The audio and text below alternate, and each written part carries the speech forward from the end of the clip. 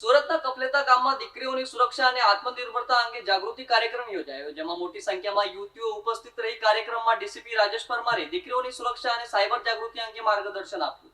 સુરતના કપલેતા ગામમાં દીકરીઓની સુરક્ષા અને આત્મનિર્ભરતા અંગે કપલેતા ગ્રામ પંચાયતના સરપંચ શ્રી સુફિયાન બશીરુલ હક બેગિયાના નિવાસસ્થાન પાસે સાંજે 6 કલાકે કાર્યક્રમનું આયોજન કરવામાં આવ્યું હતું. કાર્યક્રમની સફળતા માટે સરપંચ શ્રી અને પંચાયતના સભ્યોએ ભારે જહેમત ઉઠાવી હતી.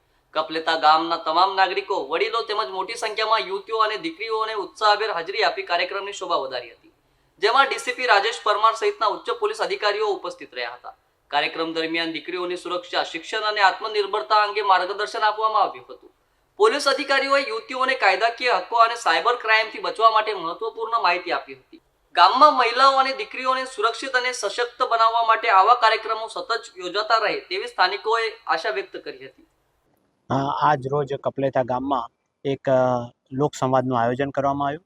મારી સાથે એસીપી, પીઆઈ, પીએસઆઈ બધા હાજર છે. ગામના આગેવાનો, સરપંચશ્રી અને બધા હાજર છે. આનો મુખ્ય ઉદ્દેશ એ છે કે પોક્સોના બનાવો, જે આપણે ખબર છે કે નાના બાળકોનો અત્યાચાર ના થાય તેના માટે સરકારશ્રીનો કાયદો છે, તેમાં જાગૃતિ ફેલાય. કારણ કે નાના બાળકો પ્રેમ હોય કે સામાજિક રીત રિવાજ હોય અને મેરેજ કરી લે છે, પાછળથી ગુના દાખલ થાય તો 10-10, 20-20 વર્ષની સજાઓ થાય છે. એ ના થાય એના જાગૃતિ ફેલાય એના માટે અમે પોક્સો વિશે આજે બધાને સમજ આપી. એ સિવાય અત્યારનો બીજો એક મોટો ઇસ્યુ છે સાયબર ક્રાઇમ. સાયબર ફ્રોડ ખૂબ જ થાય છે, અલગ અલગ પ્રકારે થાય છે.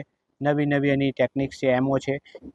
એના બાબતે આ પ્રજાને જાગૃત કરી, ગ્રામજનોને જાગૃત કર્યા કે આવું કંઈ પણ હોય તો અમને જાણ કરે, એવી લોભ લાલચમાં ના ફસાય.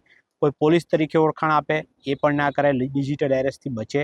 એવું કોઈ ડિજિટલ એરેસ્ટ નથી. તમારા માધ્યમથી પણ કહેવા માગું છું, પોલીસ કોઈ દિવસ એવી રીતે એરેસ્ટ કરતી નથી. તો એ બાબતે જાગૃતિ ફેલાઈ.